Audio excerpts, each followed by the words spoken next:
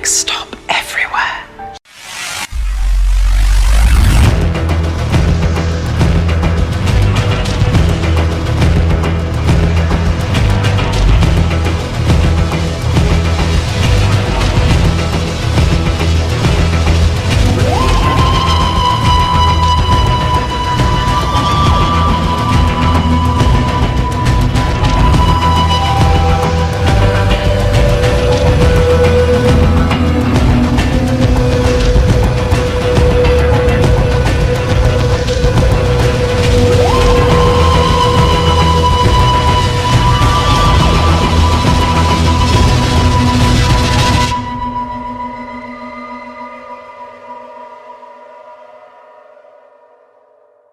Hello again, everyone. Welcome back to Next Stop Everywhere, the Doctor Who podcast. I'm one of your co-hosts, Charles Skaggs, lounging around the TARDIS today, ready to talk some classic Doctor Who. Oh, no, wait. No, I'm not, because we're talking modern Who at long last, because I know it's been a while. I know we've talked classic Who for the past couple of months. So I'm sure Jesse is more than ready to talk some modern Who. So everybody, please welcome, of course, my wonderful partner in time, wonderful friend, and long-suffering co-host, Jesse Jackson. How you doing, Jesse? I am great, though it is kind of weird when you think about that this is, 14, 15 years old? I mean, Yeah, it's going on 15 years, believe it. Yeah, so, I think that almost could be considered classic. So I'm excited to be talking about my favorite Doctor. But after our journey through space and time, I have thoughts about this episode and this season in whole that I am so excited to talk to you and our special guest companion about. Yes, so keep those thoughts on hold because definitely want to introduce our wonderful special guest companion who, in her astronaut suit, has just been raised from the pit and has joined us once again. So everybody, please welcome back to Next Stop Everywhere, Hannah Skorapa. Hi, Hannah. How you doing? Yay, Hannah! Yay. Well, he is awake, therefore I am awake. Therefore I rise from the pit and I am doing quite well this fine evening. Don't turn around. I'm really looking forward to this one. I think this particular season, when people dump on it, they tend to conveniently exclude this story and the girl in the fireplace. So, right. There's lots of great things to talk about for series 2, as far as I'm concerned, because you said this story, obviously, the girl in the fireplace, School reunion, Army of Ghosts, Doomsday, which a lot of people remember very, very fondly. We got the return of the Cybermen. Yeah, so it's kind of a big deal this season. Tooth and Claw. I think this is a good season. Yeah, it just has a few bad episodes, like Fear Her or Love and Monsters, The Idiot's Lantern. Yeah, and I think that's the problem, right? They throw that in there. Yeah, and that gets all the attention, I guess. Yes. Yeah, so thankfully, yes, Hannah's here with Jesse and yours truly, and here at episode 222, not 666. We're going to be discussing The Impossible Planet / The Satan Pit. This was, of course, the 8th and 9th episodes from Series 2 from 2006, written by Matt Jones, who wrote the Torchwood episode Dead Man Walking, interestingly enough, and also wrote, way back in the day, a Doctor Who The New Adventures novel, Bad Therapy, if you want to go track that one down. He wrote it under the name Matthew Jones. So if you're wondering, yes, that's the same guy. This was directed by James Strong, who's directed a number of Doctor Who episodes, and of course starring David Tennant as the 10th Doctor and Billie Piper as Rose Tyler. I didn't know your thoughts about this, so before we get started into cast and trivia and whatnot, Jesse, I want to get your thoughts first on what you thought about this story. I gather it's been a while since you've watched this one? It has been a while, and I really loved getting back, seeing David Tennant. Yeah. I think the last episode we had with this connection is when we were doing Torchwood Month, and we did Tooth and Claw. So I think that was the last episode we that was just the last Series 2 one, yeah. Yeah, with that. It's great to see the Doctor and Rose. When we get to some specifics, I'll give a little feedback, but I also this reminds me a little bit of the Alien movie, right? Where space is dirty. It is In is space, not no one can hear you scream, Jesse. right, but it is I think Hannah called it blue collar, space. I mean, I like that Blue look. collar who, essentially, yes. Yeah, it is. I love the idea that this is not everything beautiful. It's all very, very grungy. Grungy. And yeah, this is the Doctor in his grunge phase. Yes, there you go. Yes. But oh wait, no, that's the TARDIS. Yeah. Yes. Actually, that was one of the things I was going to bring up in trivia is that the design of the Sanctuary base was actually based on the Nostromo, the spaceship that was featured in Alien. Oh, okay. So that's probably why you're getting that alien vibe, I'm guessing. That's good. Okay, well, very nice. I'm sure that was intentional. Yeah. Okay, good. So you're definitely onto something there. All right, and Hannah, how about you? What are your general thoughts on this one? Obviously, you kind of did a rewatch at the very, very, very, very last minute. So Devil himself was trying to prevent me from being here, but I overcame him. You got sabotaged by your DVD player, apparently. Yep. DVD player, shakes fist. I think that this one is probably one of my favorite 10th Doctor stories in general. And I was actually quite surprised that no one had claimed it yet in terms of discussion. I do think it does bring up some interesting discussions about, faith and what the Doctor believes in. Religion in general, yeah. I'd say that this is probably, for me, the scariest episode of this particular series. Ooh. I mean, I made the mistake of a couple months ago of watching it at 1:45 in the morning, and not too long before I had to step into a dark room. That is the best time to be watching Doctor Who. I don't mean to interrupt, but that is, as classic Who fans will tell you, that is the time to watch Doctor Who, is about 1 o'clock, 2 o'clock in the morning. Well, the thing is, I just seen the scene of Toby on the surface, and I had to go step into a dark room with windows, and I was like, oh God, what if I see him standing out there? I regret my life choices. So you're talking about the scene where he's got his tattooed face, and he's standing out in open space without a protective suit, and he's just kind of smiling all evilly. Yeah, that kind of like that. Yeah. I mean, I don't want to get more into that, but I also think this is also the most, I guess you should put it, spacey. Yeah. Yeah, I agree. Doctor Who, apart from oxygen. Yeah, because we get black holes, and we got an alien base on a planet, spacesuits, and a rocket. So yeah, it is. I agree with you totally. Yeah, absolutely. And I think this is in the 55th century, because at one point they mentioned a date, but I did not jot it down. Yeah, I didn't either, but I'm sure it's up there.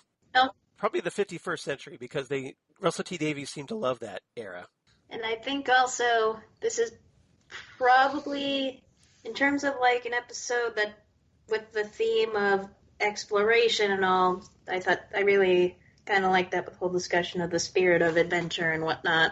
Right. That's one of the things that the Doctor kind of geeks out about when he meets the Sanctuary base crew. Because he's all like, oh, humans, you're brilliant. You got out here and you do all these crazy things. And you investigate what's going on in this weird planet that's somehow parked right outside of a black hole, which it should be, according to physics, the laws of physics, completely impossible. Hence the title of this story, The Impossible Planet. All right. Guest cast. We have Claire Rushbrook as Ida Scott. And we just talked about her not too long ago when we talked the 10th Doctor audio, Out of Time. That's the one with Tom Baker. Because she played the Abbess and Marna in that story. But she also played Tulachenka in an 8th Doctor Big Finish audio, Escape from Kaldor show. So she's the sister of Livchenka, 8th Doctor companion Livchenka. And notably, she was also in the Spider-Man movie, Far From Home. Probably one of those blink and you miss her, but she's in there. We had Sean Parks playing Zachary Zach Crossflane.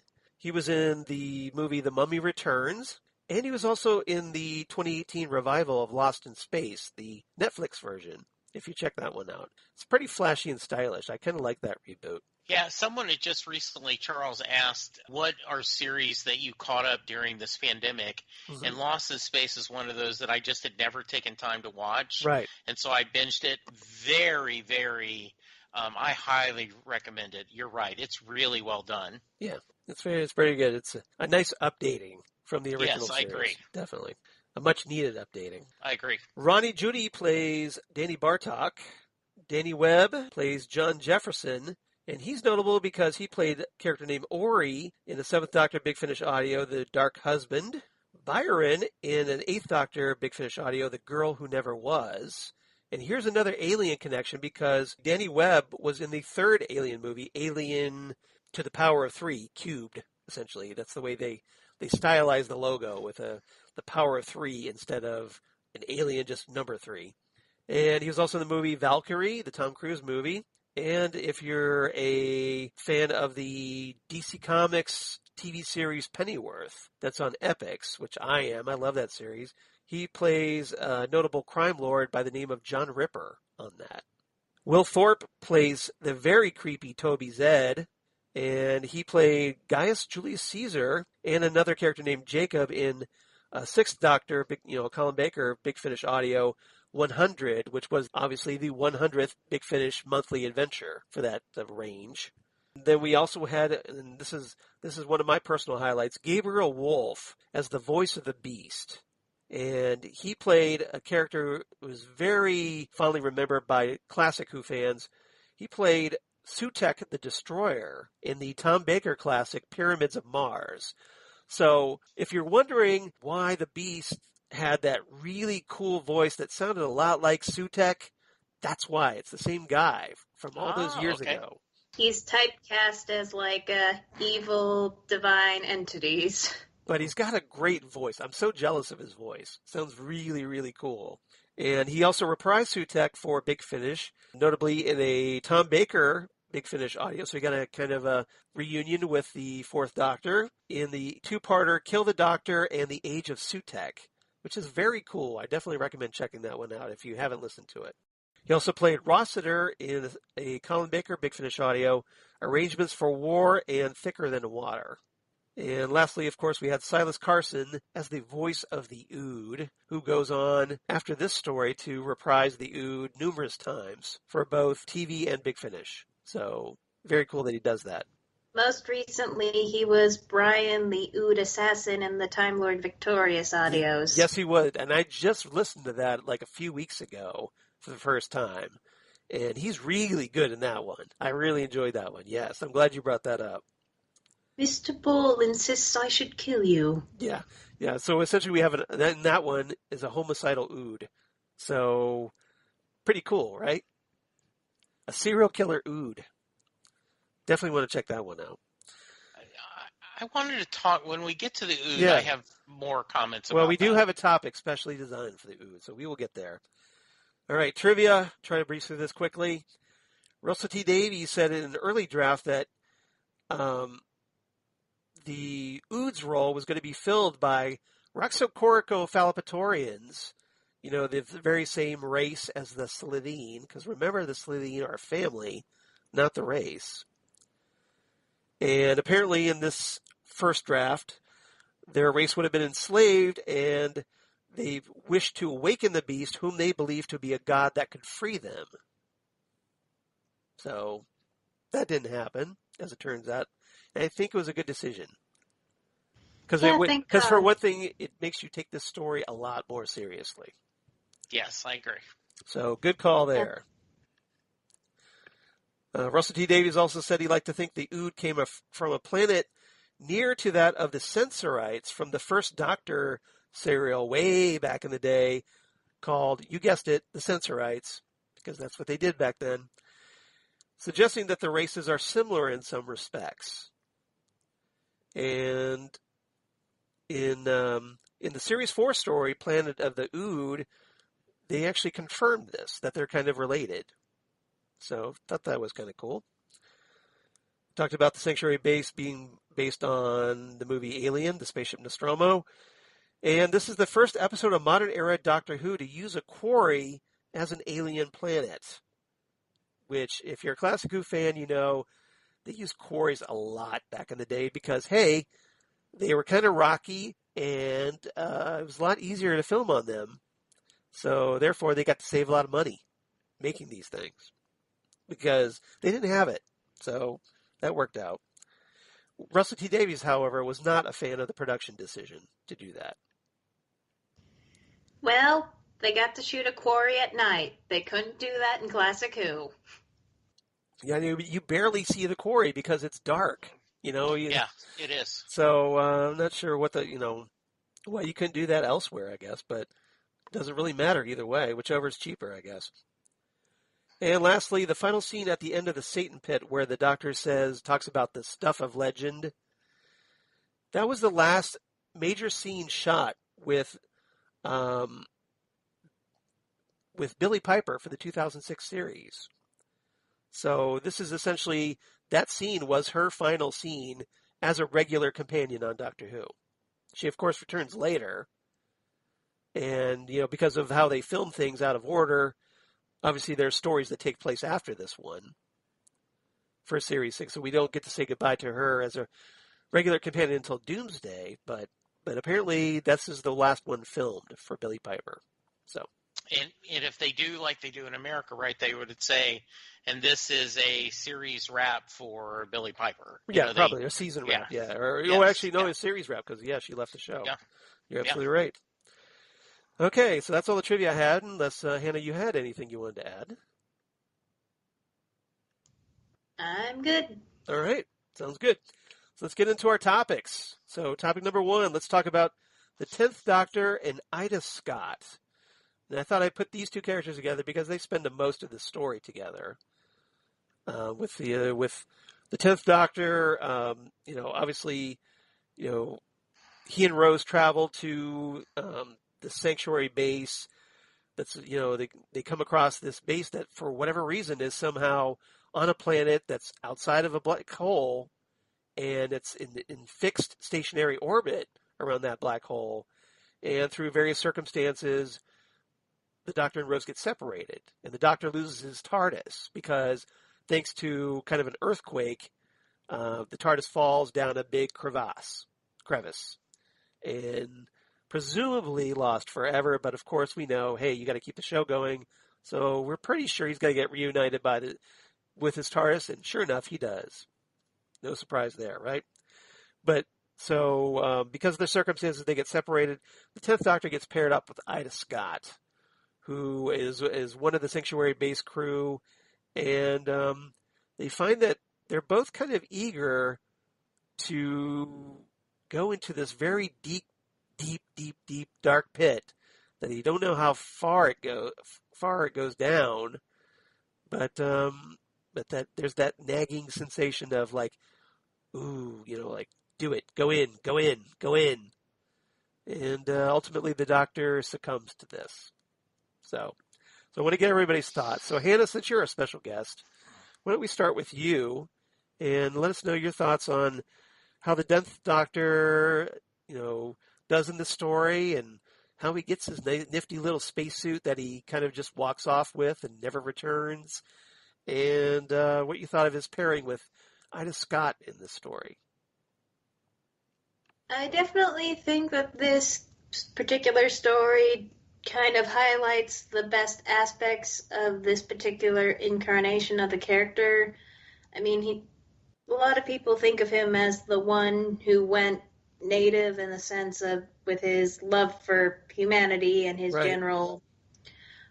I mean, I kind of get the impression watching him that part of him deep down kind of wants to be human in a sense. Because he doesn't want the responsibilities of a Time Lord anymore? Yeah. Okay. I mean, doesn't want to give up the traveling aspect, clearly, because he was not mean on that mortgage. Yeah. Although Rose apparently was. She's all like, ready to plan the house and, pick out curtains and do the whole thing, the whole domestic thing. She wants an open concept or plan. But I definitely do like how, when presented with the situation he's in, he doesn't necessarily greet it with flat out denial, but it's more curiosity as to, okay, this shouldn't be possible. Why is this happening? And with his pairing with Ida, I think in terms of discussions of the companions who weren't, Yeah. I definitely think they would have been a great duo. Do you think Ida would have made a good companion? Yeah, because they have a similar perspective on the pit in the sense that, if we're going to die, we might as well die knowing what the frig was down there. Yeah, yeah. And it's kind of, I definitely do think that these two actors have great chemistry and work off each other well. So that's about sums up my thoughts. Okay, great. And Jesse, how about you? What did you make of these? Yeah. They remind me a little bit of the Water of Mars and the captain and the doctors. I know that won't be a reverse of polarity because it's another modern episode. Right, but right. It is one of on Amazon. It would be, if you like this, you should check out this. That would be a reverse of them reversing it back again. Yes, it did. Yes. I like their time together. I thought it was really interesting. There's arrogance. No, I'm going to go down. And, in that great scene where he's like, I've got to see what's down there. I think I could survive. Just the cockiness of cut the. It's like, what is it? Like 20, 25 feet? I could survive that. No problem. Yeah. I don't understand why they didn't take a rock and count to see how long it fell. Thank you. Yes. Thank right? you. Yes, I've watched this. See, I normally watch this episode about once a year at least. Okay. The story, and so that one really gnawed at me. Yes, because it's like, okay, you don't know how hard it. Like, why don't you just throw something down and then listen and see if it hits anything.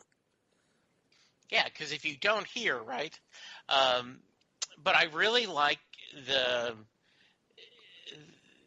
once again, we see the curiosity of the doctor. What I don't like is the relationship with Rose. And I don't know if we talk about that now or we talk about when we talk about Rose. We can talk about it from his perspective if you want.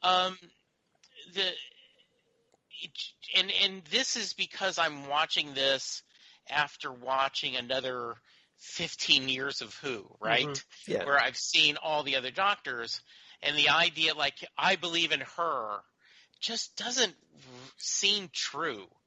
And I know at the time maybe that's what they were going through, right. But you think it was a little too sudden? Well, and just it seems a little. I just don't buy that the doctor would fall in love with a human. Or, he might have affection, but he wouldn't have. Right. Now, I never realized that was the shtick at that time. Yeah. But just after watching all the others, that seemed, that seems out of character for the doctor. And so I'm curious, with both of you being a longer of watching this, mm-hmm. when you originally saw this, did you guys go, why are they trying to make the doctor and a companion have this romance? Because it really, it almost took me out of the show this time. And I remember these are two great episodes. Yeah. I agree. I love them both. But just this whole, I don't need to tell her. She knows. Yeah. I was going to bring that up. Yeah. It just seems forced. Yes. Oh, thank you, Charles. That is perfect. Yeah, because that's basically how I feel. Because, obviously, please. Maybe it's because of our nice little exposure over the years of a lot of classic stories. Yeah. Maybe now you're kind of coming around to our way of thinking, the classic fans' way of thinking that maybe you see this as this relationship really doesn't make a lot of sense, considering how he's just had friendships before. And, with this girl from Earth, this ordinary girl. Now, maybe it's because she is very ordinary. Maybe that's the attraction here. But it doesn't seem, for me at least, that they would have a lot in common. apart from just like, oh, I think you're neat. I think you're neat. And then beyond that, well, what is there? What kind of substance is there? What does this Time Lord that has lived for hundreds of years and been all over time and space and is very, not just worldly, but, cosmologically experienced. So it just, have with this girl who had like one little job in a shop on Earth and kind of a boyfriend that wasn't really living up to his potential yet. And so I don't really see what they had in common unless it was more of like an opposites attract thing. What do you think, Hannah? Well, if you want something to possibly maybe make you feel better about tell her, that could be possibly anything, like tell her I left the stove on. Or oh, she knows. Tell her that she owes me a 5-pound bill. Yeah. Well, joking aside,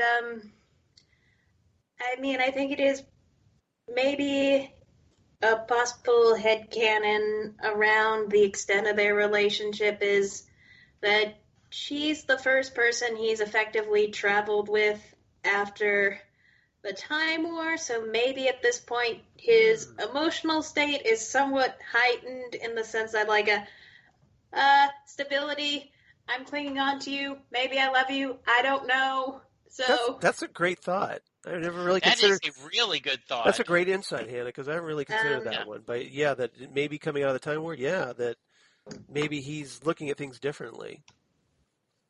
Though, for what it's worth, I do think that there is a bit more ambiguity in Series 2 with their relationship than a lot of people perceive, because, well, at least on the doctor's side, not.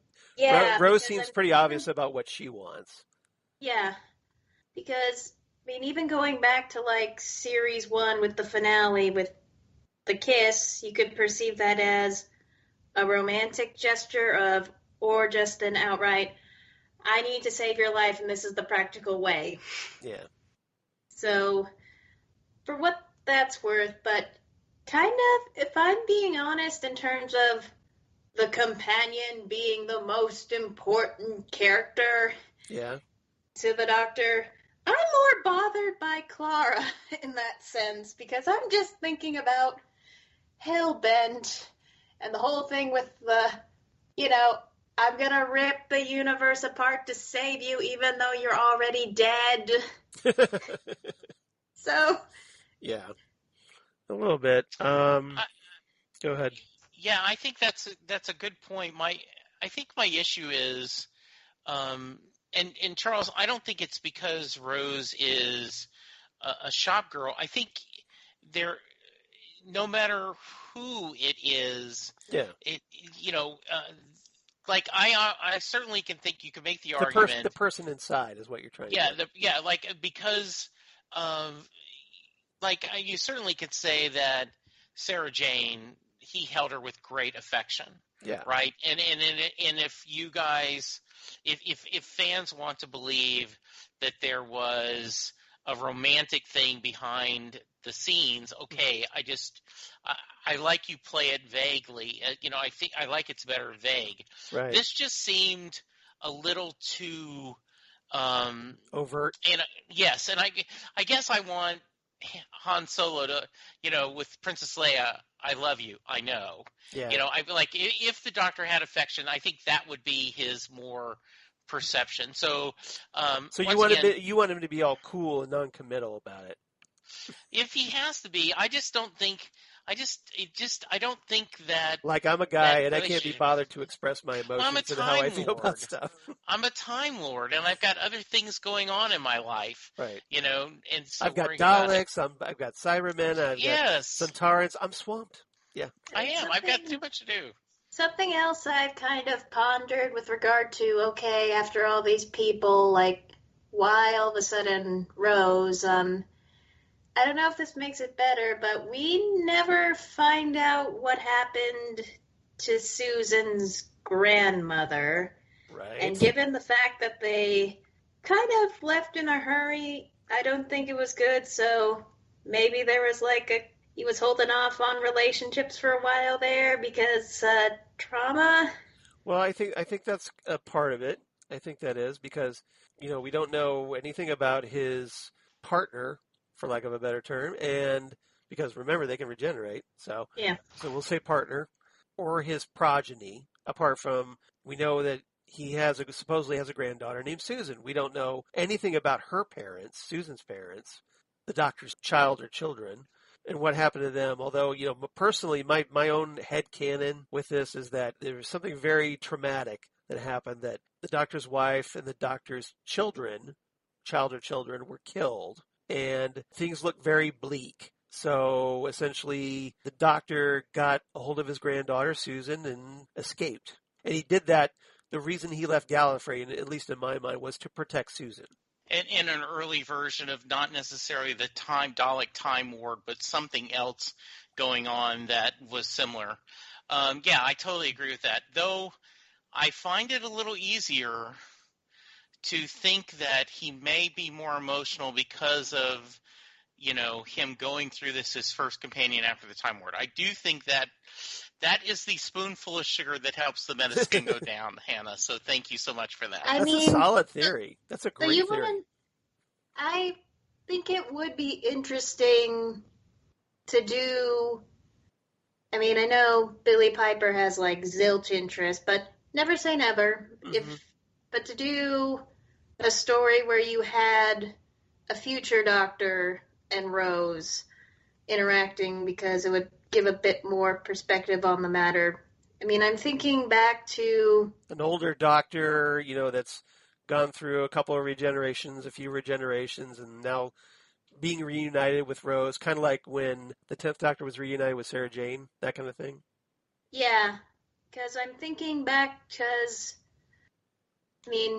plugging Titan Comics here, they did a story recently where you had the 13th Doctor and company meeting Martha Jones and the 10th Doctor in the 60s during the events of Blink. Yes. And that was a great story, by the way.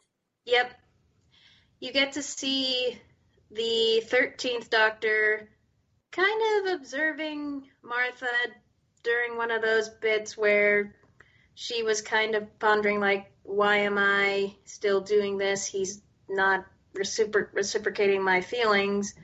And you kind of get the 13th Doctor thinking, well, I was a bit oblivious and a bit of a jerk there. So yeah, I think it would be interesting to do a story like that. Being a little more self-aware. Yeah. I think that would be good. Yeah, it's kind of surprised that when Matt Smith's Doctor met the 10th Doctor during the Day of the Doctor, that he didn't kind of razz 10 about his quote-unquote relationship with Rose a little bit.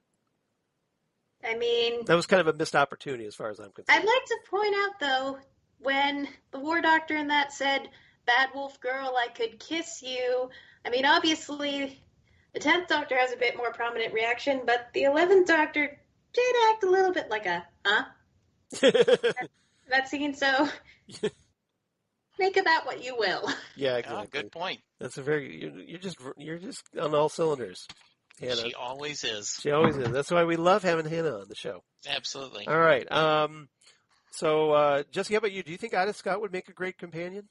Oh, I do. I like their chemistry.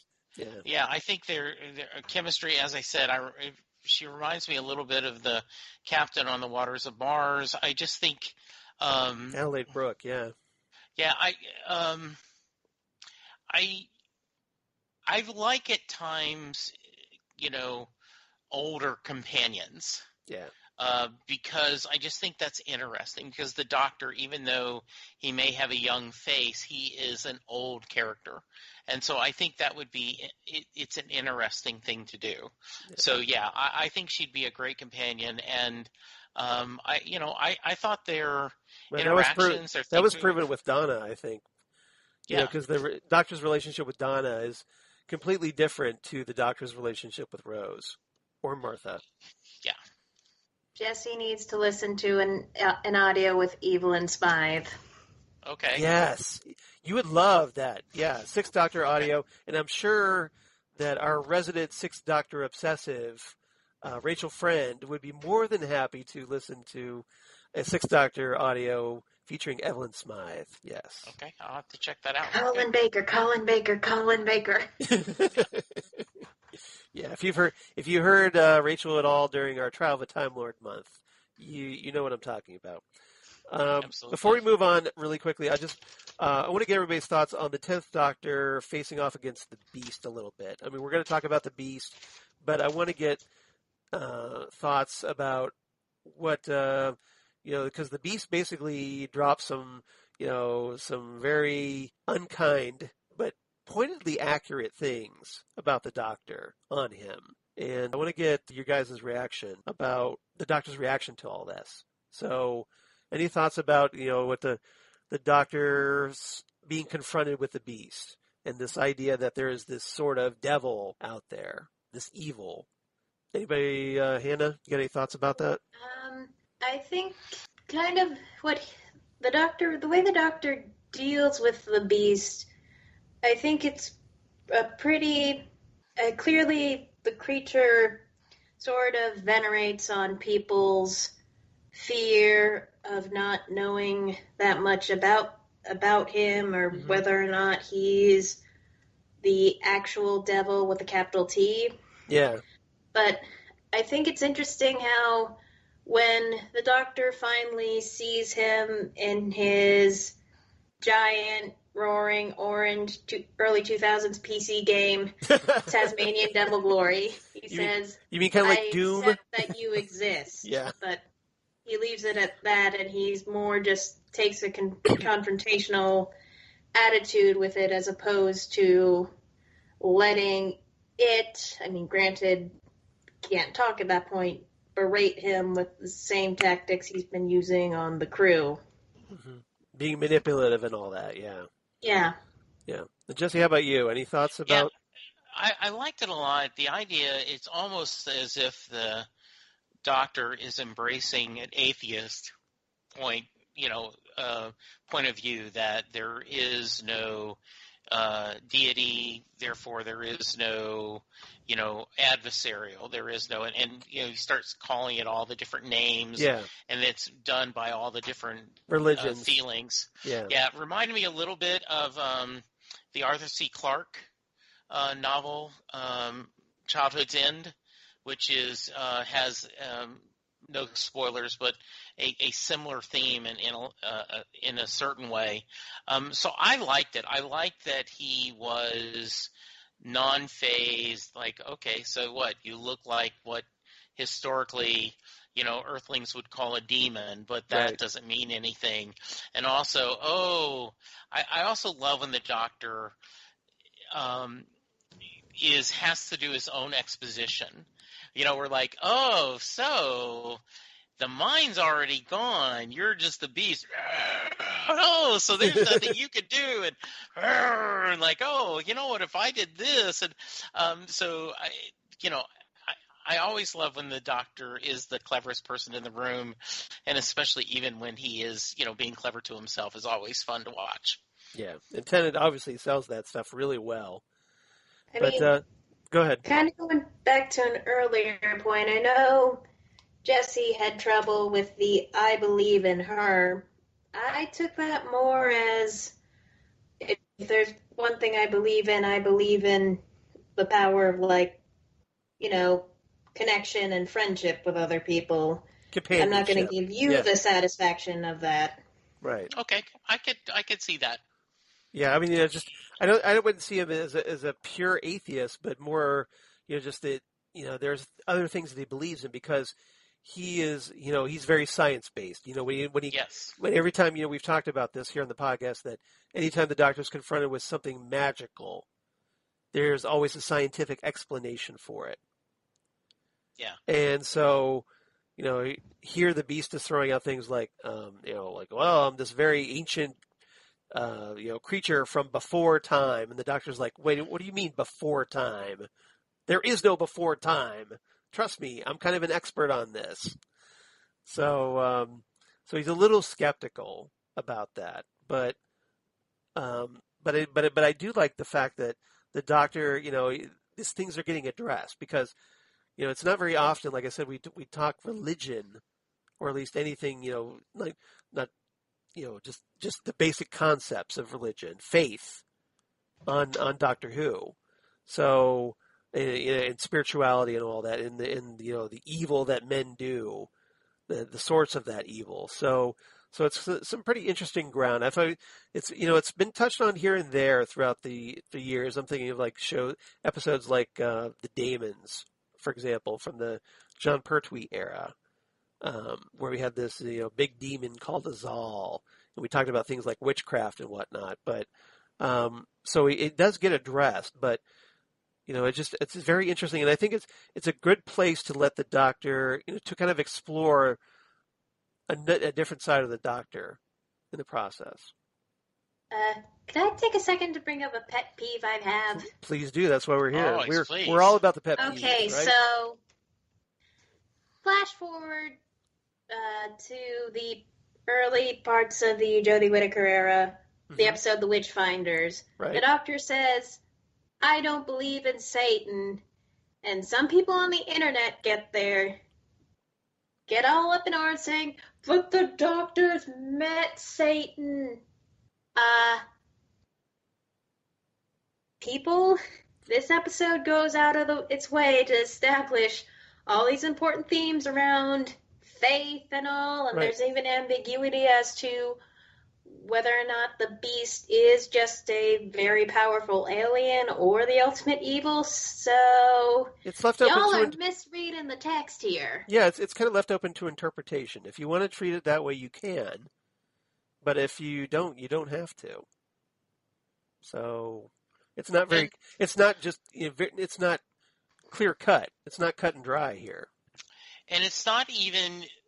Let's say that this creature was a basis for the stories of this adversary, the ultimate foe, the devil or demon or Satan. Yeah.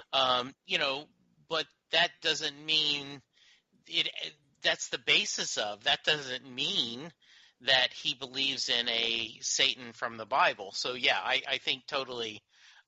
They're totally misreading that. I think, well, just, it's kind of presumptuous that the Doctor would subscribe to this one faith from this one planet, considering all the other planets and times in the entire time-space continuum that he visits. He rattles off a whole bunch of different faiths, so it's obviously he has experience with a lot of those. So the idea that we should the Doctor should subscribe to this one Christian belief seems very narrow-minded, I think.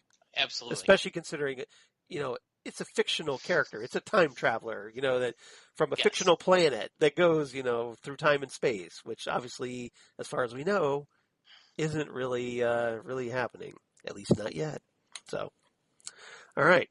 See, this is why I'm so glad that, Hannah, that you picked this story, because this is one I've wanted to talk about for just this kind of reason. I thought this would be great, and like you, I can't believe that this one wasn't picked before now, personally, because I think it's a great one. All right, anything else? All right, topic number 2. Let's talk Rose and the Sanctuary Base crew. And so that means Zach, Scooty, who meets a very unfortunate fate in this one, Danny, and Jefferson, who essentially elects to check out his own way rather than get death by ood, as it turns out. So, Jesse, I'll start with you on this one. What did you make of Rose and her? Obviously, she gets separated from the Doctor, so she's feeling a little bit of separation anxiety. If the Doctor's not within, her range of vision, she gets a little panicky sometimes, but especially when things start going sideways. But she does hook up with the Sanctuary Base crew, and she also does get to kind of step up and be a bit of a leader, I noticed. in my rewatch. That so she kind of gets to use that experience that she's had with the Doctor in this one. So what did you make of that? Okay, first off, Yeah. Rose, you've been a companion for a while. Yeah. You should be comfortable being separated from the Doctor.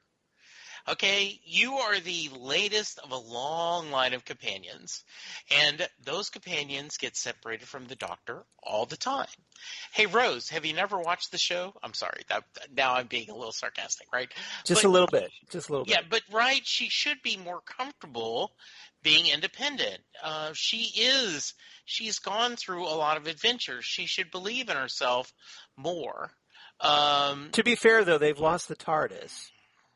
So if she loses the Doctor on top of it, well, okay, so she's probably feeling, and she's stuck in this, completely foreign place. I get kind of, that's a fair requirement. That's a person she knows in this time period of 50,000 years into the future. Right. Mm-hmm. So I can understand her being a little panicky, but okay, good. I think that's a fair counter argument. I loved all the crew members and the interactions.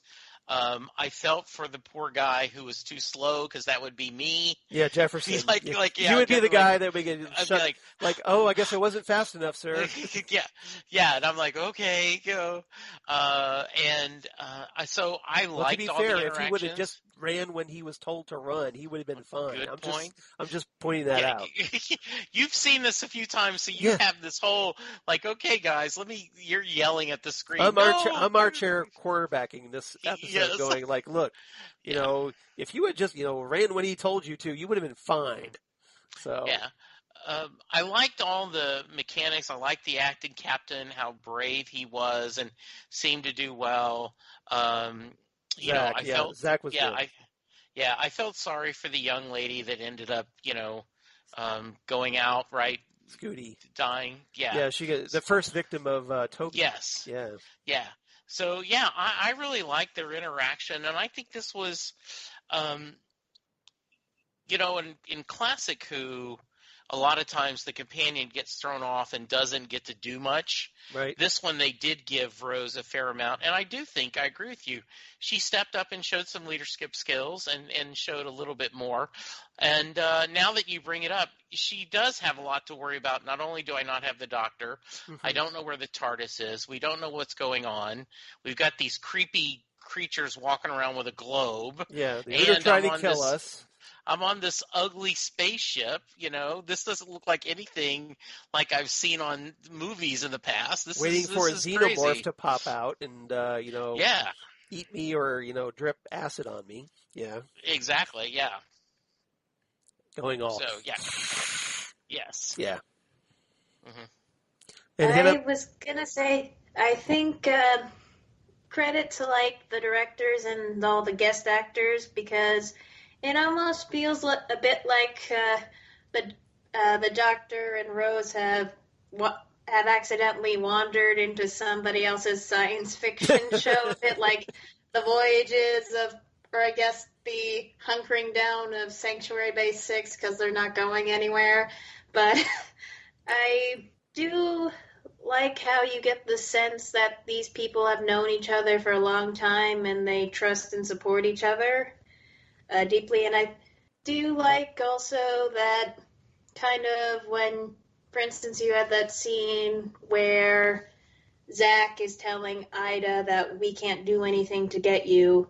Would you like us to stay on the line with you for however long you have left? And also Zach granting Jefferson's request, I think, to have the air cut out. It just goes to show about the level of care and respect they have for one another. Yeah, he was a very compassionate leader, Zach was, I thought he did, considering the circumstances, he's essentially stuck in this room and having to push buttons. And now he has to push this button that will essentially end Jefferson's life. I thought he's it's a very hard decision, but I thought the way he handled it was very well. I agree with you totally. I mean, I know Scooty was a bit of a red shirt from the get-go. Yep. I get the impression of, because, like, hey, I'm the young, nice one on the crew. Let me go do that thing.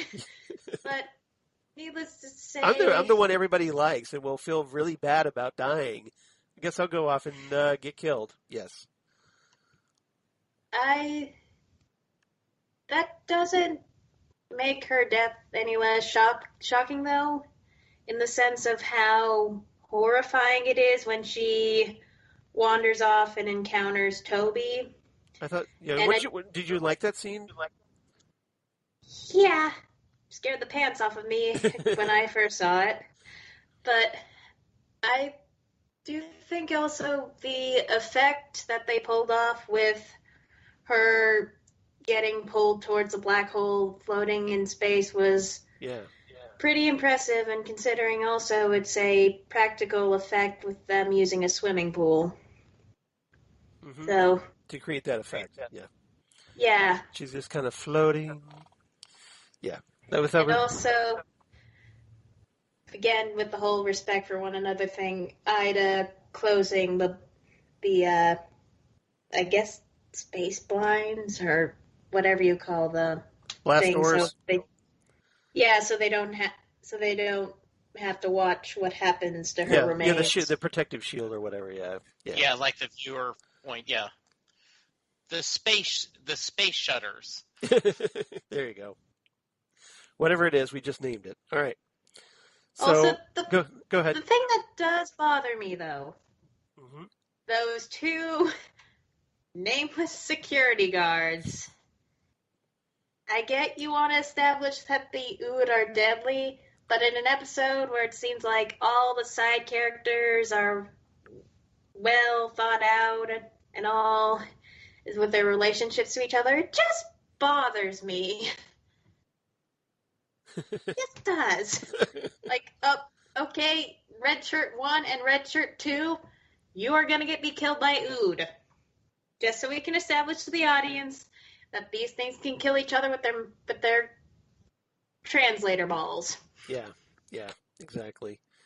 So, they were essentially more red shirts, like Scooty. Although Scooty was kind of like a high-level red shirt in a lot of ways. She's like the head of the red shirts in that regard. I love Zach as the acting captain. I thought he did a great job. Love the actor. Felt really bad for Scooty. That was just such an amazing sequence where, she's looking out and she sees Toby staring back at her with that tattooed face and that very maniacal Joker-like grin, and just looking all kinds of evil. And then all of a sudden, he blows the window out. The window starts cracking, and you know what's going to happen. And the window just implodes out, and she gets sucked out. It was just amazing sequence. It's, obviously Doctor Who has some notable death scenes for Expendables over the years, but I thought that was a really effective one. I mean, and the sad violin, the score by Murray Gold on top of it was just so powerful. That bit of score is the bit where they see her body is actually a bit reused from Dalek when the Dalek destroys itself. Still effective use of the score. Yeah. So, I mean, I'd probably still end up dead if I were in her shoes, but if I saw somebody just standing on the planet's surface, sort of leering and looking around, I'd just pretend I didn't see him. Yeah. Not wearing a spacesuit like they should be. Yeah. Yeah. Yeah, I'd be just like, I'm just going to keep walking now. I'll just walk on by. All right. And, Jefferson was great. Danny was interesting. Danny was, this young, kind of cocky kid who seemed like, he kind of acted like he was kind of a bit of a know-it-all, and then you notice he's the one panicking through most of this about everything happening around him. Bit like a less competent Cisco Ramon. A little bit, yeah. I would say Cisco's got a little bit more on the ball if you're a Flash fan, and I certainly am. So yes, I appreciate that reference, by the way. Points to Hannah for the Cisco Ramon reference vibe. All right. Anything else about Rose and the crew? Yeah, Rose, I thought, stepped up and did a really nice job as a leader. All right, topic number 3. Let's talk the Ood. The very odd Ood. So, Hannah, I'll start with you first on this one. So, what was your thoughts on the introduction? Because this is their very first appearance, and obviously they've become very popular enough to bring back over the years. Be kind of interested to see Jodie Whittaker's doctor encounter the Ood. As creepy as they are, I just end up feeling pretty bad for them because they're not human, but they're people. They're not animals. And this particular group of Ood doesn't live to be free, and the end of the story, they're kind of just left to die a slow death because right before the doctor jets off, they become themselves again as the planet is collapsing into the sun. And they get left behind, yeah. And quite frankly, I think the doctor should have been a bit more suspicious given the language that Danny and Scooty were using to describe the Ood because, I'm sorry, no, they had lives before they became your slave/servants. Mm-hmm. Rose at least did address that, you noticed. Yeah. She did. She's kind of like, really, you see them as slaves, that's not cool. So, yeah, it does seem kind of odd. And, they're trying to defend it they like being slaves. It's like, really? You sure about that? And they basically spend what's left of their lives being moved around like puppets against their will by this evil entity, so it's just horrible. That happens to be within the story. They did get kind of pretty much a raw deal in this story. I agree. Jesse, how about you? What are your thoughts on the Ood? They are damn creepy. And I was trying to think, I thought this was their first appearance. Yeah, this is their first appearance, yes. And I'm like, have we... It seems like there's never a good Ood. I guess when they sang the song... Planet of the Ood. Yeah, and then the End of Time, had some good Oods there. The Ood that was watching over the Doctor when he regenerated. Yeah, good. I guess so. Ood Sigma. Yeah. They're creepy. They're a creepy creature, which is perfect for the Doctor. I do think that it is some of the statements made, I say with tongue firmly in cheek, by the crew could have been said in the Capitol on January 6th. I'm just saying. Right. The way they're thinking about these people, the Ood. At least one side of the Capitol. Let's just put it that way. Yes, absolutely. Yeah. Right. I think that was and they were very popular. I think partly because they're a very interesting design. The tentacles and the whole globe. Yeah. They are a very cool looking modern creature that is just a lot of fun to play with. But I am always a little freaked out when I see them. They give me the heebie-jeebies. Okay. Is it just because of their appearance, they kind of skeeve you out a little bit? And I think because of this appearance, yeah, and then the Doctor's wife, the Ood that's hurt. Oh, yeah, right. Yeah. So I'm just saying, nephew. Yeah. That there's too many experiences where the Oods go bad that I'm tend to not remember when they're good and just remember that this is someone that don't turn your back on an Ood. That's all I'm saying. They could That's kind of that's kind of specious. I just want to point that out. You know what? I appreciate you telling me that. I'm just saying, watch your back, because they can get taken over really quick. Okay. Well, Hannah, you want to add something? Just visit the Ood sphere in I guess post Planet of the Ood, and things are pretty chill. Yeah. I mean, okay. They're just kind of hanging out, singing, and it's all good. Yeah, and I guess forming weird prophecies. Yeah, about the Doctor, no big deal, right? Even when they're good, they're creepy, right? Like, the end of your song is coming. Well, they're just ominous. That's all. That's not creepy. That's ominous. He is returning. Yes. And they are returning, and nice. Yes. Very good. Very good. It was good. Yeah, I like the Ood. I think they're, like Jesse said, they're a great design. Being an old school fan, I appreciate the fact that they're kind of, what are you doing over there, young lady? Sorry. Little wrestling there. I'm just picking on you. So I like the fact that they're reminiscent of the Sensorites, like Russell T Davies was talking about when we were talking about trivia.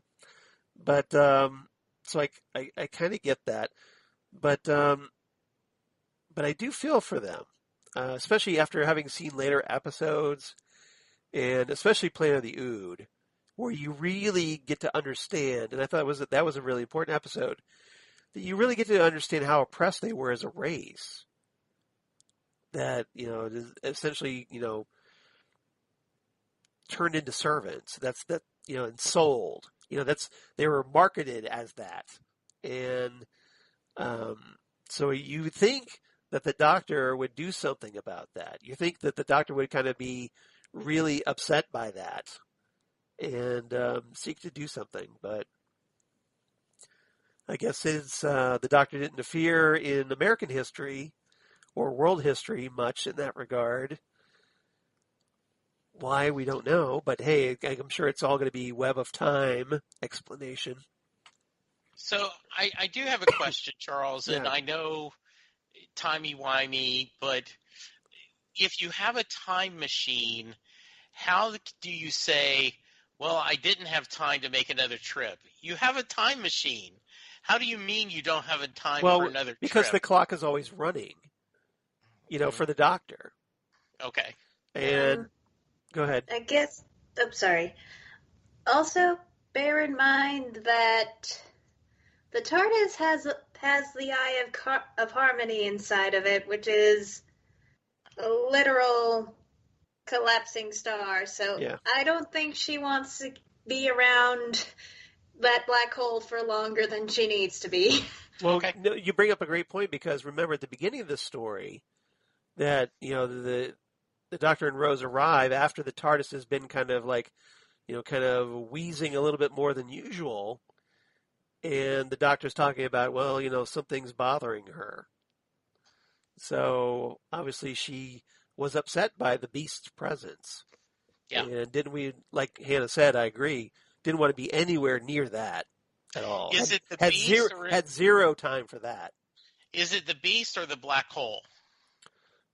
Well, maybe. Well, the Doctor kind of thought maybe it's the black hole. Right.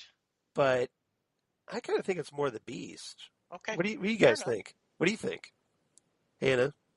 Any thoughts? Do you think it's more the black hole or the Beast that the TARDIS was bothered by? I could see it being a bit of both. I mean, Okay. do note that she couldn't translate that writing that was everywhere. Right. So... Right. So apparently is a little unfamiliar, unknown. Maybe she got a little weirded out by that. Well, I'm going with Hannah's theory, right? Like, because of the TARDIS inside, doesn't want to be close to that black star, the dark hole, but also, and, the Doctor says we invented dark holes, black holes. But I also think you're right. Maybe that combination of that's a dangerous place to be, and I'm getting this vibe of something I can't translate. This is a bad place. We need to get out of here as soon as we can. Well, I mean, that, and then in a very weird moment, the Doctor and Rose just kind of laugh that off. Like, maybe we should go back in the TARDIS and leave. And then just kind of laugh about it.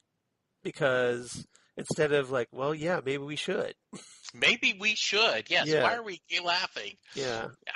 I mean, that's the one scene in the episode I don't care for that much. Anybody else weirded out by that moment? I mean, I kind of get what they were trying to set up with the finale and Torchwood, because we saw in that whole episode with Queen Victoria about the perils of being space tourists who travel through time. So I guess that's why it was there, to kind of emphasize just how much a problem their hubris is. But also, side note. Yeah. Zach is there on behalf of the Torchwood Archive. Good point. Why Good point. Because Torchwood did get that mention. Yep. The Doctor, and the fact what people are also telling him that there's like blue box in the hold. When Torchwood's sole purpose at the beginning was to hunt down the Doctor. Well, remember this is in the very far future, so maybe Torchwood has a completely different purpose by this point. Especially since a certain Captain Jack was involved with Torchwood. That's the way I would explain it. But I like it. That's a good plan. Let's roll with it. Let's go for that. All right. Let's go for it. Let's go with that. All right. Answered. Asked and answered. All right. Anything else about the Ood? Anybody wants to share? Apart from just feeling really bad that they got really screwed over in this episode, this story.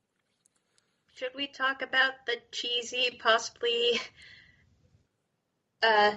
both the best and the worst cold open cliffhanger with the "we must feed"? Yes, we must feed you. Yeah, that was kind of nice. There's an old Twilight Zone story, I believe, called "To Serve Man," and I'm sure that was a direct nod to this because essentially it's it's almost like a reverse of it because in that Twilight Zone story the aliens like they act like, oh hey, we're going to serve you and we're here to help you and then they turn out like, oh no, to serve man, oh that's a cookbook and we're actually going to serve you as a dish. So in this story it kind of flips it and where there's that misconception like we're here to I forget what the quote is, but was it we must feed. We must feed, and then they correct themselves and they kind of bop their little thing and finish off the sentence like, oh no, we must feed you. Like, oh yes, we are. We're not here to hurt you. We're here to help you. Yes. The one other thing, I think,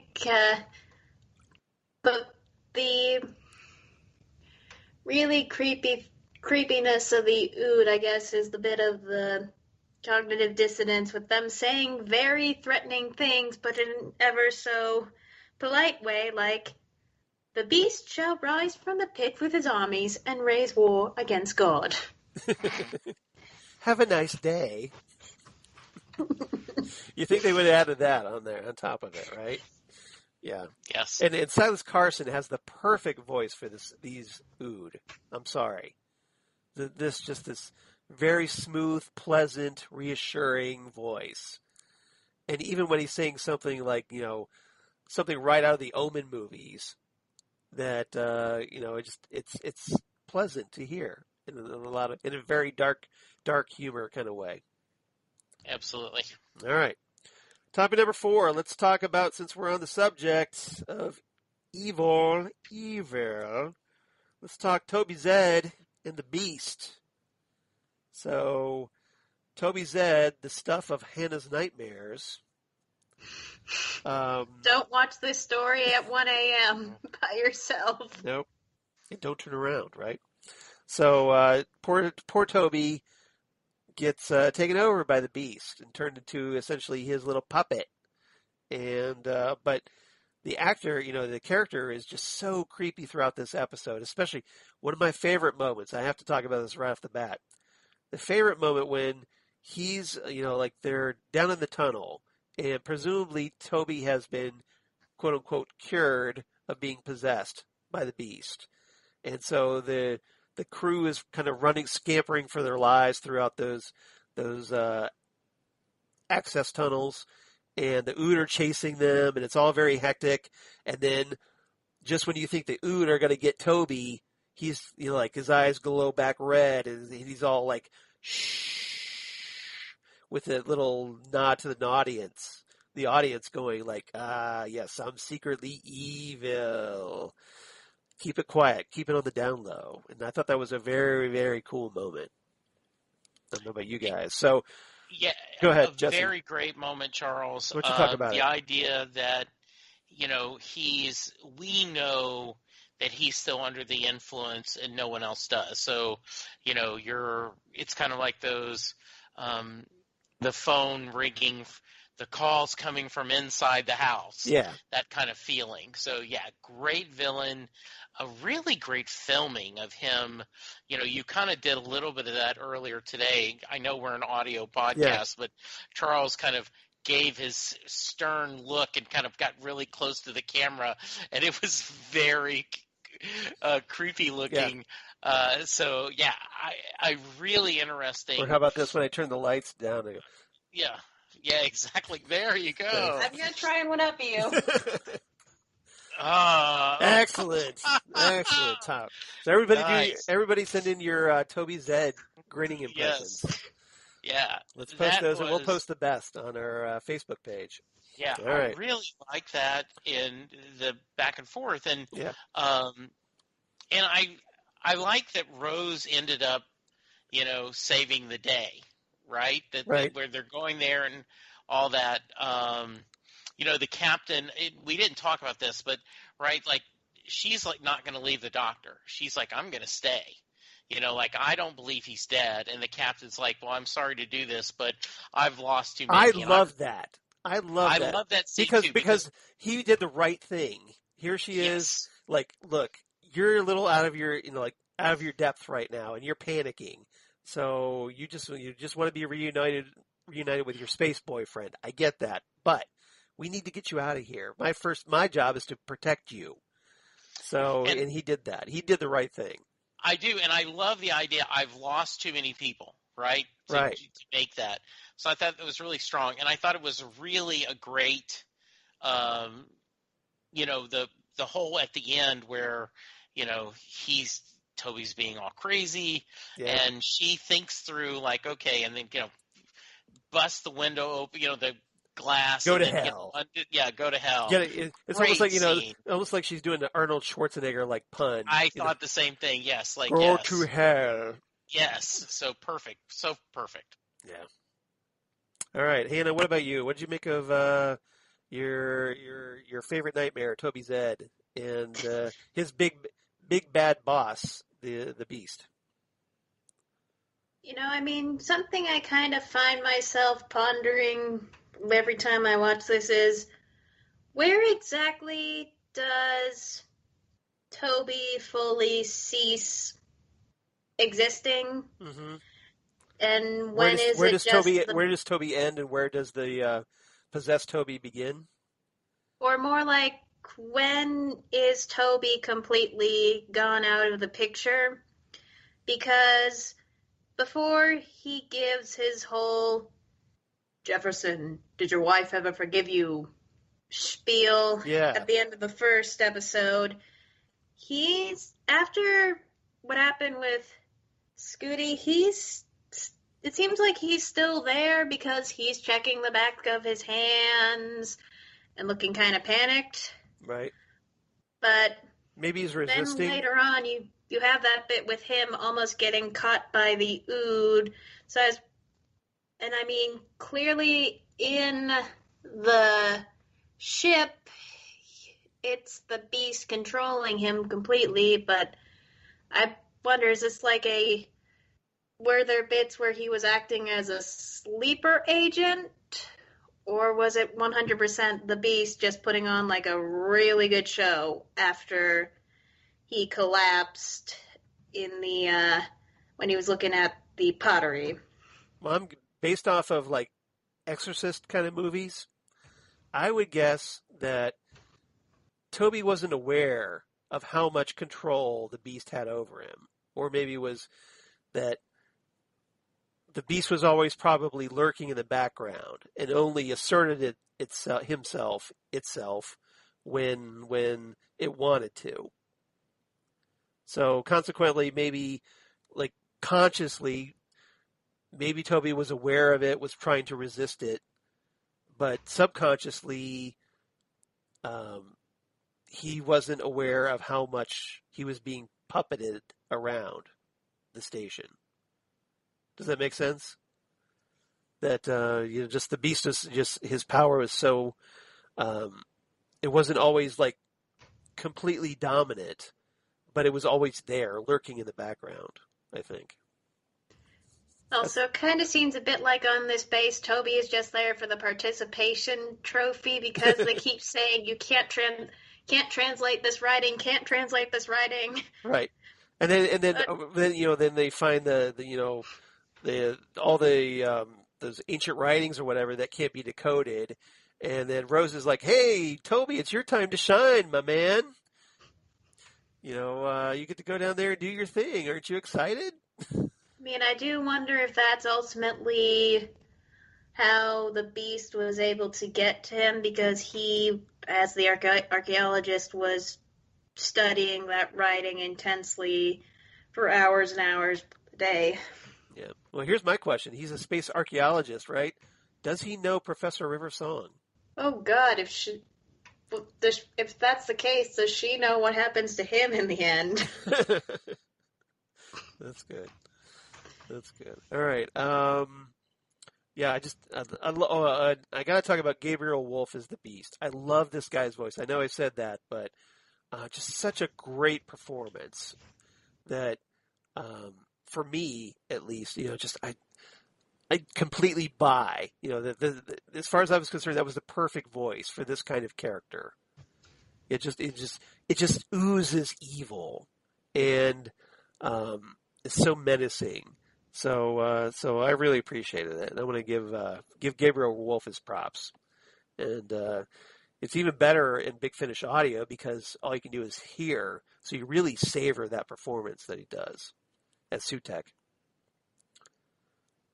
Jesse, I can't hear you because you're muted, my man. Try again. Still cannot hear you. Still muted. You're muted. Still muted. Damn, the space bar is supposed to open this. I'm hitting the space bar. Space bar. It would appear that the beast is interfering with our conversation. Yes. All right. So now that Jesse has returned to us from the void, Jesse, what are your thoughts? Now I feel bad because I was going to go. I agree with you. His voice was creepy. Yeah. And really, and I know that we talked about that the creature was designed, a lot of different different myths. Yeah, well, and also like faiths. From why can I not think? Different video games, right? Yeah, like Doom, yeah, stuff. But I thought it looked great. This bigness, and the animation with a horn. Like it doesn't have both horns. One of the horns had broken off, so there's only one horn that's chained up.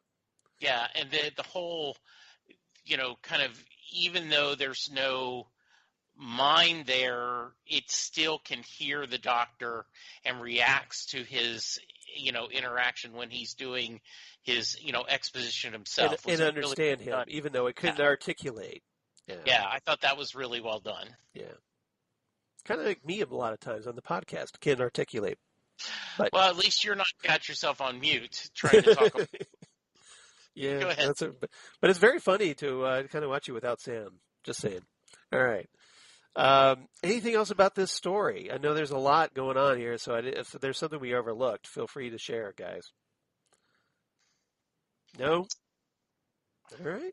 I guess we covered it all. Well, that was very efficient of us. All right. So, yay us. All right, so let's skip ahead. And favorite quotes. Anybody got any favorite quotes they want to share? I got a couple. All right. Go ahead, Hannah. Go for it. So Toby says, "It's buried beneath us in the darkness, waiting." And Rose replies with, "What's your job, chief dramatist?" Good line. That's a good one. Yes. That's a very underappreciated line. I like that. Yeah. All right. Any others? I got another one. Okay, go for it. So, "You know nothing, all of you so small, the captain so scared of command, the soldier haunted by the eyes of his wife, the scientist still running from daddy, the little boy who lied, the virgin, and the lost girl so far away from home, the valiant child who will die in battle very soon." Yeah. Nice. That was very good. Nice performance there. Well done. Yay. The only one I had. And you notice that basically calling out Rose for being a virgin. And No, that's Toby. Yeah, that's Toby. No. oh, was it Toby? I thought he was talking about Rose in that moment. No. Okay, I'm sorry. I had it she's wrong. the shop girl. Okay. Yeah, in fact, because I was thinking about Rose going, "Who you calling a virgin?" What? But, Boy, did you miss that? And then because they have to talk about. Or the Rose talks to the doctor. It's like, oh, he said I was going to die soon or whatever. And the doctor's like, oh, no, maybe he's lying. Yeah. All right, Jesse, how about you? Yeah, the one I loved is the doctor going, "Did you have to say that? There's no turning back. That's almost as bad as nothing could possibly go wrong, or this will be the best Christmas Walford's ever had." Which I just love the oddness of the Christmas Walford ever had. Very a strange thing the doctor is saying, so I love that. Yeah, that was very good. I got a couple, if I'm not cutting you off, Charles. No, go ahead. The doctor says, "That thing is playing on very basic fears. Darkness, childhood nightmares, all that stuff." And Danny replies with, "But that's how the devil works." And the doctor replies, "Or a good psychologist." Ba-dum-bum. Yes. And the last one is between the doctor and Ida, in reference to the doctor's belief, is asking, "What about you?" And the doctor says, I believe I haven't seen everything. I don't know. It's funny, isn't it? The things you make up, the rules. If that thing had said it came from beyond the universe, I'd believe it. But before the universe? Impossible. Doesn't fit my rule. Still, that's why I keep traveling, to be proven wrong. Thank you, Ida. Exactly. That was good. So I've got the doctor realizing that if he releases the beast and destroys it, both he and Rose will die. So he's talking and says, "So that's the trap, the great test, the final judgment. I don't know. But if I kill you, I kill her." And the beast laughs at this and says, "But that implies," the doctor continues and says, "but that implies in this grand scheme of gods and devils that she's just a victim. Well, I've seen a lot of this universe. I've seen fake gods and bad gods and demigods and would-be gods. I've had the whole pantheon. But if I believe in one thing, just one thing, I believe in her." So I thought that was a good quote. And let's see, Ida Scott and the doctor, where Ida says, "We should go down." "I'd go. What about you?" And the doctor replies, Oh, in a second. But then again, that's so human. Where angels fear to tread. Even now, standing on the edge, it's that feeling you get, yeah? Right at the back of your head. That impulse, that strange little impulse, that mad little voice saying, "Go on, go on, go on. Go over, go on." Maybe it's relying on that. For once in my life, Officer Scott, I'm going to say, retreat. Ugh. Now I know I'm getting old. Love that. All right. Ratings, guys. Let's start with you, Hannah. What's your rating? I give it 9 out of 10 servings of black beans with soy sauce. Okay. Very good. Excellent. Now, is that the you don't remember you don't have the blue, or was it the green? I forget which, but I think they ultimately said or don't have both. yeah. Okay, makes sense. Especially if you mix them up, right? Jesse, how about you? What's your rating? So I really like this one too. I think it's a really great two-parter, and I'm going to give it 9 out of 10 marked up faces. Okay, very good. So you go with the gritting tattooed Toby faces. That was one of my options, but I thought someone might take that one, so I have a backup. Good. All right, so I'm with you guys. I give this one another 9 out of 10. 9 out of 10 Ooh Translations Fears. So that was my backup. Good, I like that. Yeah. All right, reverse the polarity as we reverse the polarity, the neutron flow. So obviously we're running a little long, so I'll try and keep this one very, very short. But if you enjoy The Impossible Planet / The Satan Pit, I think a very appropriate one, obviously, is going to be Pyramids of Mars. The third serial from season 13 in 1975, written by, quote-unquote, Stephen Harris, which is actually a pseudonym for the late great Robert Holmes and Louis Greifer. And this one, we go back to 1911 Egypt, where we have this archaeology professor, Marcus Scarman, excavating a pyramid, finds this door to the burial chamber inscribed with the Eye of Horus, and then the fourth Doctor and Sarah Jane show up after Sarah Jane sees this apparition of a jackal-like face in the TARDIS. And so they arrive and meet up with Scarman, and Scarman's brother is this amateur scientist who has intercepted a signal from Mars. And the Doctor decodes the signal as "Beware Sutekh." So essentially, this is the story that also has Gabriel Woolf as Sutekh. So you get to hear his cool voice once again. So it makes like a perfect connection, right? And also, it's more importantly is that we find out over the course of the story that essentially there's this pyramid on Mars that has this Eye of Horus, which is holding Sutekh prisoner. So it's kind of like the Beast. The Beast is being kept in chains on this planet outside of a black hole. Well, so is Sutekh. He's being held and obviously wants to escape and do his big, like, supremely powerful bad guy stuff. But of course, the Doctor shows up, and well, that doesn't quite happen. So they essentially Sutekh is defeated. He won't escape until he dies of very, very, very, very, very old age, and the Doctor and Sarah leave in the TARDIS. The end. So I really recommend this story. It's a lot of fun. It's a true classic from the classic era, and definitely worth checking out. So that's my recommendation. Really good series, yeah. And we talked about it here in the podcast way back in the day, but it's worth another look if you so inclined. So listener feedback, we have 2 emails, actually 3, but 2 from the same person, because David K. Proctor decided to send us a follow-up email to his Ghostlight email. So I'll go ahead and read that one first. Okay. So Dave Proctor writes in about Ghostlight, quote in parentheses, second email. Sorry for the second email. My first comments were brief and out of my level of comprehension of this story.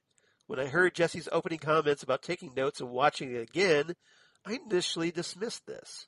I did, however, identify with a complaint about the BritBox closed captions. After listening to the 3 of you dig deep, I realized I needed to take notes and watch it again.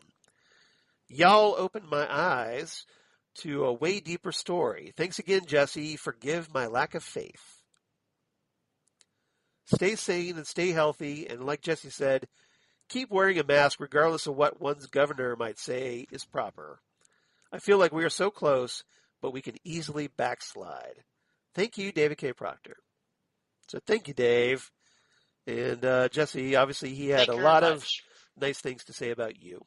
That was very, very nice. How about I read Hannah's? You can't read Hannah's. How about you read Holly's? Because Hannah's right here with us. Yes, I cannot write.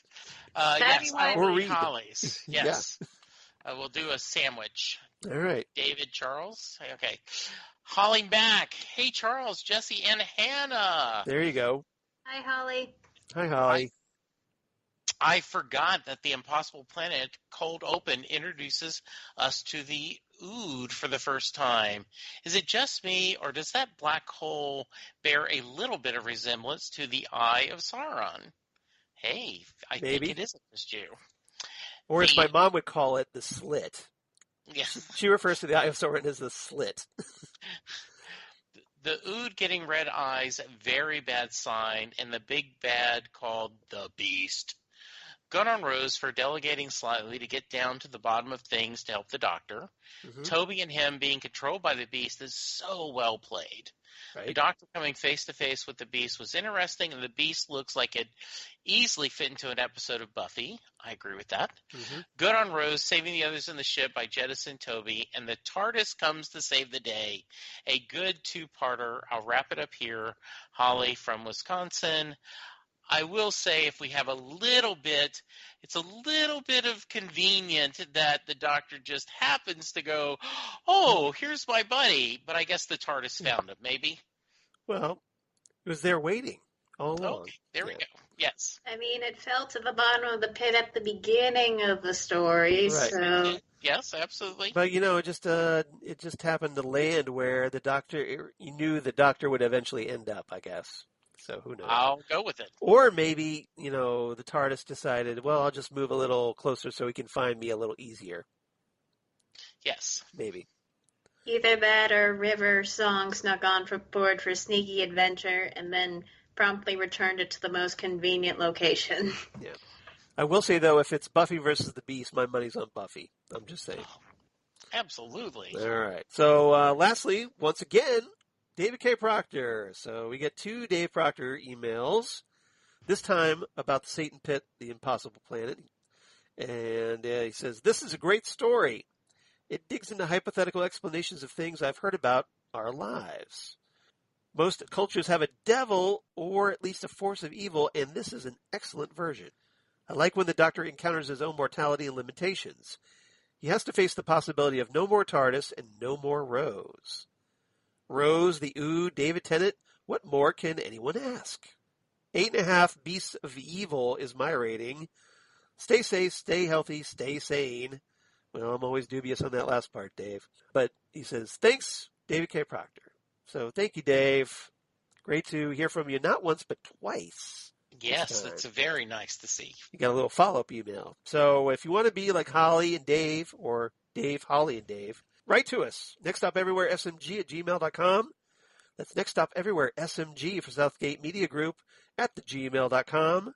Or you can find us on Twitter at nextstopsmg on Twitter, Facebook, Next Stop Everywhere, the Doctor Who Podcast, or Instagram at Next Stop Everywhere Podcast.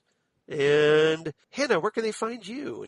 I know you're on Twitter, so where can people find you and see more of your lovely thoughts on Doctor Who? Well, since you asked, Charles, you can find me on Twitter at HT Skorapa. That is HTEASKORAPA. You can find me on Facebook, and I'm also on Instagram at My Lady of Sass. Yes, and she's just a delight on Twitter, you guys, especially if there's happens to be a Doctor Who lockdown or, a rewatch. She's always there. So got to give her our support. So everybody, I recommend that. Check out Hannah, follow her. She's an absolute delight. All right. I second that. As well you should. So Jesse, how about you? Yes. Well, you can find me on Twitter at Jesse Jackson DFW, where I am often talking about the craziness of my state as we fight. And hey, speaking of insanity, opening day, the Texas Rangers ballpark is going to open 100% capacity. Oh, is that a good idea? I'm sure that'll go over well.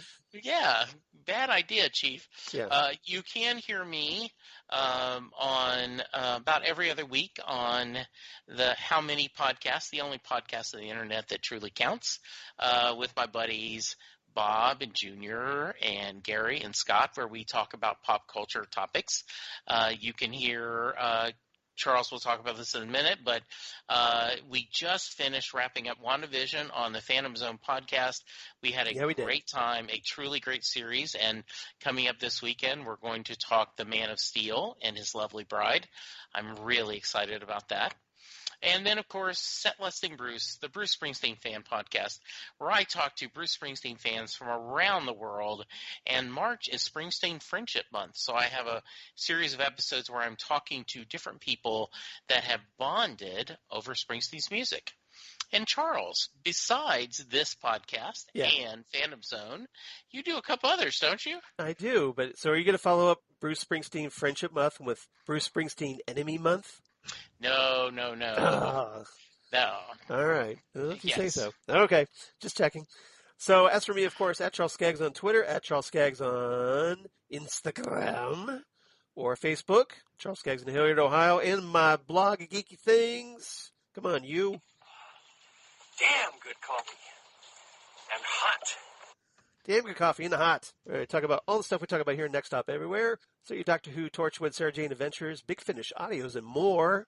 All kinds of comic book sci-fi news, including like today I just posted news that, well, hey, Doctor Who's Michelle Gomez is going to be appearing on Doom Patrol as Madame Rouge, one of the Brotherhood of Evil for season 3. So if you're a fan of Michelle Gomez, after you've watched her on Sabrina, which she did a fantastic job on Sabrina, but after you go through that, you can check her out on Doom Patrol. Highly recommended. That's going to be coming up hopefully later in 2021. Fingers crossed. So news like that, news of my other podcasts for Southgate Media Group, including, well, hey, the aforementioned The Phantom Zone podcast, where, like Jesse said, DJ Nick, and I just finished up WandaVision and did a pretty good deep dive into that one for our final episode and got a lot of great feedback from people, and including an 8-minute audio feedback. So somebody obviously had some thoughts on that, needless to say, but we included it. So check that out. And like Jesse said, next week we're going to be discussing the first 3 episodes of Superman and Lois on the Phantom Zone. So that's been a surprisingly good, really excellent series so far. And really enjoying Tyler Hoechlin as Superman / Clark Kent, and Elizabeth Tulloch as Lois Lane. It's great. After seeing those actors on Supergirl, they really raise it to the next level on this show. Highly recommend you check it out. And then also Ghost with the Twin Peaks podcast they do with Zan Sprouse, whom you've heard here on Next Stop Everywhere, of course, where we talk all things Twin Peaks and David Lynch. And coming up, we're going to be discussing the first episode of On the Air, this very, very short-lived ABC sitcom series that only lasted 3 episodes, but the pilot was directed by David Lynch. So it's very much in our wheelhouse. It was actually produced by Mark Frost and David Lynch, and it features a lot of Twin Peaks actors, so that should be a pretty good discussion. So everybody, please check us out for that. And then, of course, last but certainly not least, Drunk Cinema, where Zan and yours truly, we have adult beverages, adult conversation, and we watch just whatever movies we just feel like talking about for a good 2.5 hours, and have a ball doing that. We just wrapped up talking Goldfinger, the 1964 James Bond classic, featuring, of course, Sean Connery as James Bond, and, well, hey, also featured Honor Blackman, who played Professor Lasky in Terror of the Vervoids from Doctor Who fame. So you might want to check that out. And then also next time on that, we're going to be discussing, for episode 8, we're going to be discussing the 50s classic Forbidden Planet. We'll probably get our Mystery Science Theater 3000 on in a big, big way because it's very 50s sci-fi, so you know what that involves. So please check that out. All right, guys, thank you so much. Hannah, you did lovely as always. I know you're kind of scrambling around at the last minute, but you, like a trooper, you just got everything together, and you were just amazing once again. So thank you so much for coming back to the podcast. We always love having you here. Thanks for having me, Charles. had an exam today, so I was really looking forward to this. Yeah. Well, I'm glad we could. I appreciate you doing it because I'm sure you're busy right Yeah. now. Yes. Now, is this your final semester? No. Got a couple left. Got a couple left? All right. Well, you're getting close then. Well, that's good. Yeah. We're hanging in there with you. We're proud of you. Good luck. Good job. You can do it. Yes. Absolutely. You can do it. So. Yeah, I did business law myself, so I'm very sympathetic with you taking that course. Although yours is international business law, if I'm not mistaken, right? Yep, I mean, it's not so much for training to be a lawyer, but more like generally studying logistics and international business law is something I have to be aware of. Well, Sure. that's pretty impressive stuff. So Very much. kudos to you, and I'm glad things are going well for you. All right, and Jesse, thank you as always. You're very welcome, Charles. I had a great time as always. Hannah, thank you. We appreciate you. Yep. And so tell us what we're going to do next week, and let's get out of here, Charles. All right, just hold on, man. So next time on Next Stop Everywhere, episode 223, as we're joined by none other than DJ Nick. Yay! So everybody's favorite, co-host on the Phantom Zone podcast, or hey, that Happiness and Darkness podcast, or that Gold Standard of the Oscars podcast. Well, he's going to be joining us after too long of an absence here on Next Stop Everywhere to discuss Daleks, Invasion Earth, 2150 AD. Dun, dun, dun. The second movie featuring Peter Cushing as Doctor Who. Not the Doctor, Doctor Who. Because that's the way they made these movies back then. And you just kind of have to kind of shrug your shoulders at it. But this one's kind of notable because it has everyone's favorite actor who played Wilfred Mott in this movie, believe it or not. Nice. So you got a very, very young Wilfred Mott in this movie, although he's not Wilfred Mott. It's the actor playing him. So highly recommend you come back, watch that movie, come on back, and DJ Nick and I will talk about it. And Jesse, thank you. Hannah, thank you. Once again, hope to have you back on very, very soon. And everybody come on back. Daleks Invasion Earth 2150 AD with DJ Nick right here on Next Stop Everywhere, the Doctor Who podcast. Goodbye, everybody. Bye!